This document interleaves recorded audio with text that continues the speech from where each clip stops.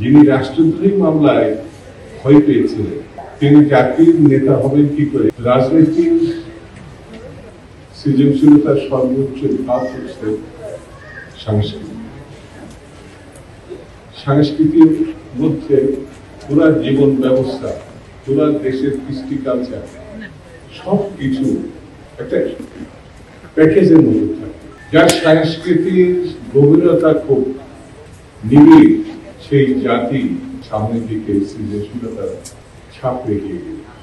আমার কাছে মনে হয় বাঙালি এবং বাংলাদেশিরা এই উপমহাদেশে যাদের সাংস্কৃতিক বন্ধন এতটাই উর্বর, এতটাই সমৃদ্ধ, সেটাকে তারা রক্ষা করতে গিয়ে, যেটাকে আমরা স্বাধীনতা বলি, অধিকার বলি, অর্জনের জন্য তারা বারবার রক্ত দিয়েছে, লড়াই করেছে, যুদ্ধ করেছে। সেই জাতি আমার বাংলাদেশ।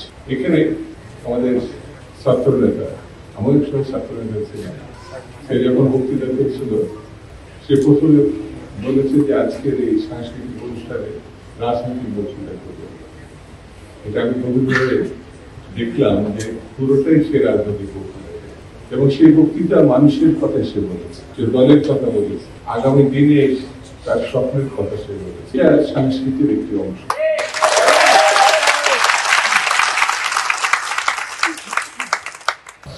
যার ভিতরে সাংস্কৃতিক দৃঢ়তা রূপ পায় সে ততটাই শক্তিতে বলিয়ান।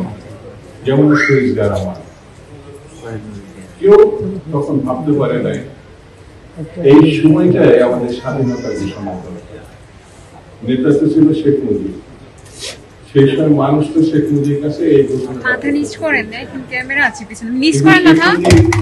পাকিস্তানিদের কাছে আত্মসমর্পণ করে যিনি বলে নিরাপদ গন্তব্যে তিনি চলে গেছিলেন, তার অনুসারীরা হয়তো কষ্ট পাবে, কিন্তু তাজউদ্দিন সাহেব গ্রেপ্তারের আগে কিন্তু শেখ মুজিবের কাছে নিয়ে গেছিলেন, বলেছিলেন তার ভাষায়, তাজউদ্দিন সাহেবের ভাষায়, যে আপনি বঙ্গবন্ধু কিছু একটা বলে যান, নাহলে আপনি চলে গেলে আমরা কি জাতির কাছে দিই। তিনি একটু স্বভাবসিদ্ধ ভাবে নাকে তেল দিয়ে ঘুমাবে। আমি বললে তো আমাকে রাষ্ট্রদ্রোহী মামলায়, যিনি রাষ্ট্রদ্রোহী মামলায় ভয় পেয়েছিলেন তিনি জাতির নেতা হবেন কি করে? এটা যদি কেউ প্রশ্ন করলে তাকে কি দোষ দেওয়া যায়? একটু জোরে বলেন তো। শহীদ জিয়া রহমান সেই দায়িত্বটা কাঁধে তুলে নিয়েছে। তিনি স্বাধীনতার ঘোষণা করেছেন এইটুকুই না, পুরা 9 মাস তিনি রণাঙ্গনে থেকে যুদ্ধ করেছেন। শত শহীদের মতো তিনিও শহীদ হতে পারতেন, কিন্তু আল্লাহ তাকে জীবিত রেখেছিলেন। তিনি যুদ্ধ করে দেশ স্বাধীন করে আবার তিনি তার পেশায় ফিরে গেলেন, রাজনীতিতে আসেন। নানান বিবর্তনের মধ্যে একসময় সিপাহী এবং জনতা 7 নভেম্বরে তাকে আবার সামনে নিয়ে এসেছিলেন, যখন তিনি স্বাধীনতা যুদ্ধ ঘোষণার সময় বলেছিলেন আমি মেজর জিয়া বলছি, আর এই 7 নভেম্বর বলেছিলেন আমি মেজর জেনারেল জিয়া বলছি। সামরিক পদোন্নতি না, মানুষের হৃদয়ের মধ্যে গভীরতার যে স্থান আমার বিবেচনায় সেটা করেছে। তার স্ত্রী, তার সহধর্মী, যিনি পরবর্তীতে আপসীন নেত্রী হিসাবে জাতির কাছে না দক্ষিণ পূর্ব দেশের কাছে পরিচিতি লাভ করেছে, তিনি বেগম খালেদা। এই জন্য তাকে আপসীন বলে আমরা। শত নির্যাতনের, শত হামলা মামলা কোনটাই তাকে দমিয়ে রাখতে পারে না। এরশাদকে যেতে হবে এই প্রতিশ্রুতি জাতিকে দিয়েছিলেন, তিনি তা পালন করেছিলেন। 90 গণঅভ্যুত্থানে দেশনেত্রী বেগম খালেদা জিয়ার নেতৃত্বে এরশাদকে আমরা তখন বিদায় করেছি। কিন্তু পর্ব শেষটি হচ্ছে পার্টির অ্যাক্টিং চেয়ারপারসন, যিনি 16 বছর ধরে হাসিনার হাসিনার কালকে অতিক্রম করতে চেয়েছিলেন। হাসিনার নির্যাতন, হাসিনার স্বৈরতন্ত্র, হাসিনার গুম খুন, হাসিনার গণহত্যা, হাসিনার লুটপাট, 45 দায় তার কাছে কম করে। হাসিনা মানে এটা ব্যাখ্যা করা মানে আমাদের যাকে সে নেত্রী হয়েছিল ভাবা যায় না, তাকে কে বিদায় করেছে, দেশবাসী কে নেতৃত্ব দিয়েছে।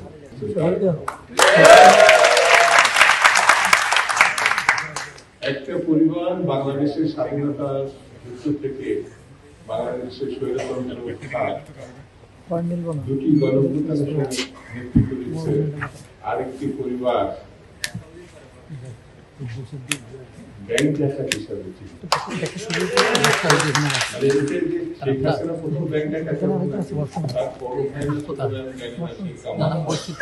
বিখ্যাত ব্যাংক ডাকাত হিসাবে মজুরি জীবিত অবস্থাতে এটা সারা এমন বিবর্তনের মধ্যে দিয়ে 54 বছর অতিক্রম করেছে। সেই 54 বছর এখন গণতন্ত্রের উত্তরণের জন্য আমাদের আমরা অপেক্ষা করছি। সেই গণতন্ত্রের উত্তরণ একটি স্বচ্ছ গ্রহণযোগ্য স্বাভাবিক নির্বাচনের মধ্যে দিয়ে আমরা পরিসমাপ্ত করব। এই আশঙ্কার জন্য অসংখ্য মানুষ, আমাদের সন্তান, তরুণী নিজেকে উৎসর্গ করেছে, গুম হয়েছে। এক ছাত্র দলেরই ৫,৫০০ তার শহীদ। সেই সন্ধিক্ষণের মুখোমুখি আমরা অপেক্ষা করছি এবং সেই সময় অনুরাগ সামাজিক সাংস্কৃতিক সংগঠন হিসাবে আত্মপ্রকাশ করছে, তার দায়িত্ব কিন্তু অনেক। সেই দায়িত্বটাকে গ্রহণ করতে হবে, আমরা তাদের পাশে আছি। কারণ ভালো কাজের সময় বাংলাদেশী হিসাবে সব মানুষ উৎসাহিত বোধ করে। সেহেতু আপনার যে চমৎকার উদ্যোগ নিয়েছেন, আমি তার প্রেক্ষিতে শুভেচ্ছা জানাচ্ছি, অভিনন্দন জানাচ্ছি, ধন্যবাদ জানাচ্ছি।